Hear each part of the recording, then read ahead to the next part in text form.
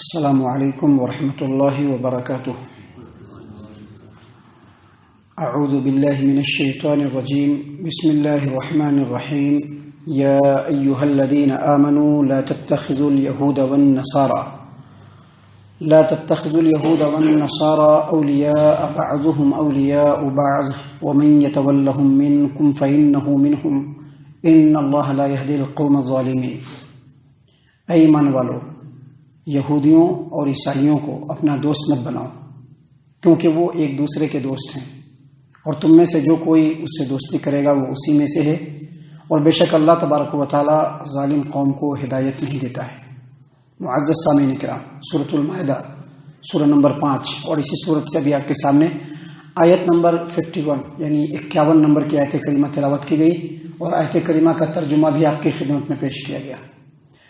سامعین کرام، یہ آیت کریمہ اور اس کے علاوہ قرآن کریم میں اور کئی مقامات پہ کئی اور آیات ہیں جس میں اللہ تبارک و تعالیٰ نے ایمان والوں کو کفار و مشرکین سے دوستی رکھنے سے منع کیا ہے۔ یہاں پر دوستی سے مراد دلی دوستی، قلبی لگاؤ، بالکل گہری الفت و محبت، اس سے منع کیا گیا ہے۔ سامعین کرام، اس آیت کریمہ میں بھی اور قرآن کریم میں دوسرے مقامات پر جو آیات ہیں اس میں بھی اللہ تبارک و تعالیٰ نے مومنون کو، یعنی جو ایمان والے لوگ ہیں، ان کو مخاطب کیا ہے۔ اس سے یہ پتہ چلتا ہے کہ اللہ تبارک و تعالیٰ نے اس آیت کریمہ میں، اور فار ایگزامپل اللہ تبارک و تعالیٰ نے قرآن کریم میں سورہ آل عمران آیت نمبر 28 نازل فرمائی۔ اللہ تبارک و تعالیٰ نے فرمایا لا يتخذ المؤمنون الکافرین اولیاء من دون المؤمنین، یعنی ایمان والوں کو، مومنوں کو چھوڑ کر کافروں کو دوست نہیں بنانا چاہیے، اور جو آدمی ایسا کرے گا اللہ تبارک و تعالیٰ کو اس سے کوئی واسطہ نہیں ہے۔ ہاں، اگر اپنے بچاؤ کی خاطر میل جول رکھتے ہیں تو اللہ تبارک و تعالیٰ نے معاف کیا ہے۔ تو یاد رکھیے، یہ جو آیات ہیں، یہ آیت کریمہ اور اس کے علاوہ جو آیات ہیں، اس میں اللہ تبارک و تعالیٰ نے ایمان والوں کو انفرادی طور پر بھی اور اجتماعی طور پر بھی کافروں سے، مشرکوں سے دوستی رکھنے سے منع کیا ہے۔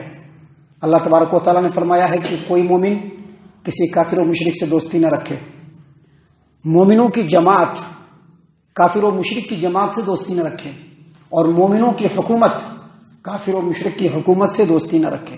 معزز سامعین کرام، ایسا کیوں کہا گیا ہے؟ ایسا اس لیے کہا گیا ہے کہ کافر و مشرک کبھی بھی مومن کا خیر خواہ نہیں ہو سکتا ہے، کبھی بھی اس کا بھلا چاہنے والا نہیں ہو سکتا ہے، چاہے کچھ بھی ہو جائے وہ کبھی بھی بھلا نہیں چاہ سکتا ہے۔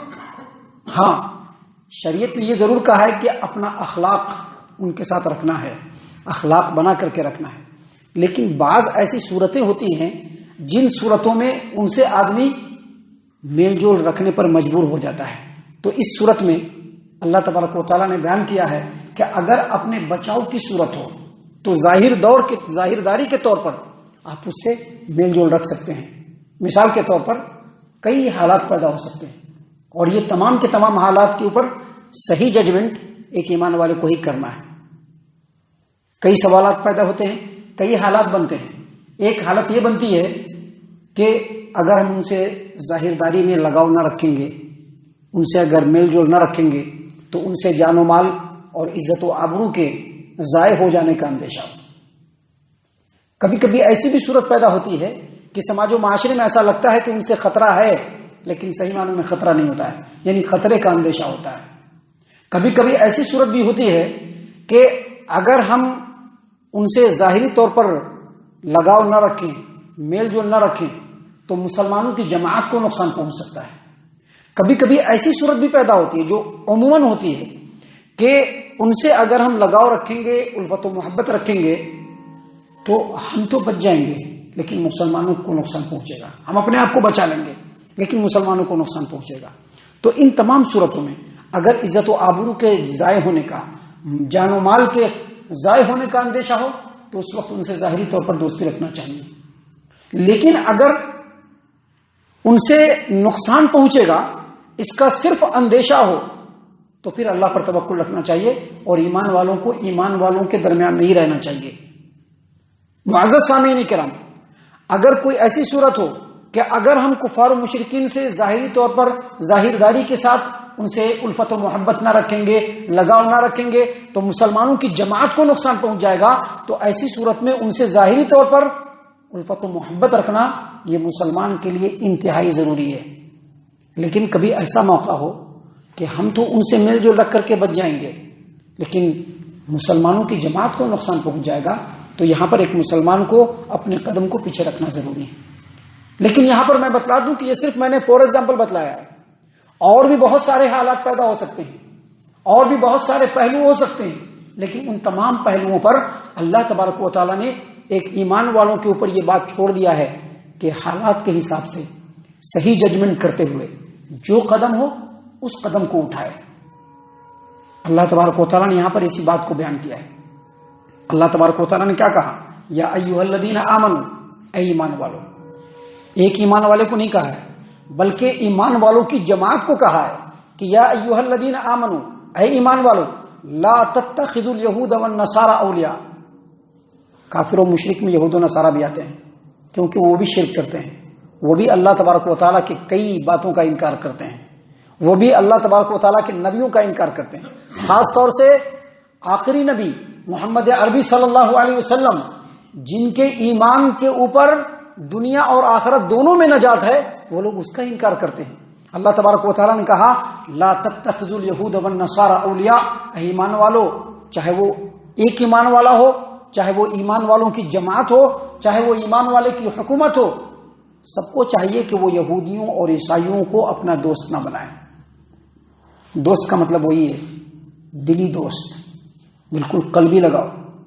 ظاہری الفت و محبت ہے کسی وجہ سے چلے گا، اپنے اخلاق اور کردار کو ہمیشہ بلند رکھنا ہے، شریعت کا یہی حکم ہے اور اسلام کی یہی پہچان ہے.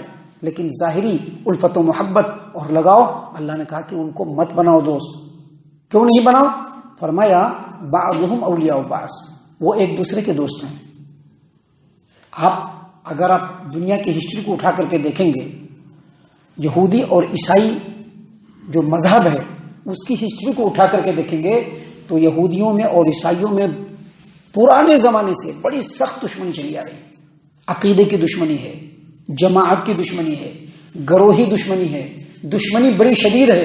اس قدر سخت دشمنی ہے کہ جب بھی موقع ملا تو عیسائیوں نے یہودیوں کا قتل عام کیا ہے، بے شمار یہودیوں کو قتل کیا ہے. اور جب بھی یہودیوں کو موقع ملا انہوں نے عیسائیوں کو چھوڑا نہیں ہے بلکہ ان کے خون سے اپنے ہاتھوں کو رنگا ہے ان لوگوں نے. اتنی شدید دشمنی ہونے کے باوجود جب مسلمانوں کے خلاف بات آئے گی سب کے سب اکٹھے ہو جائیں گے، سب کے سب اکٹھے ہو جائیں گے. آج آپ دیکھیں گے کفار و مشرکین کے سماج و معاشرے میں، ان کے ماحول میں اگر کوئی ایک آدمی کہیں کا مارا جاتا ہے تو ان کا خون ان کو انسانیت کا خون لگتا ہے، لیکن اگر مسلمانوں کے اوپر قتل عام ہو، ظلم ہو، ستم ہو، کوئی ایک لفظ بولنے کے لیے ریڈی نہیں رہتا ہے. کیوں؟ کیونکہ سب ایک ہو گئے. چھوٹی چھوٹی باتوں کو ایشو بنائیں گے لیکن مسلمانوں کے کسی بھی معاملے میں کوئی بھی آواز اٹھانے کے لیے ریڈی نہیں ہوتا ہے. کیوں؟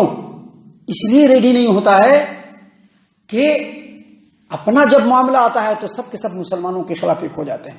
اللہ نے کہا کہ اگرچہ وہ لوگ ایک دوسرے کے دشمن ہیں لیکن یاد رکھو وہ لوگ آپس میں ایک دوسرے کے دوست ہیں، لہذا مسلمانوں کو چاہیے کہ متحد اور متفق ہو.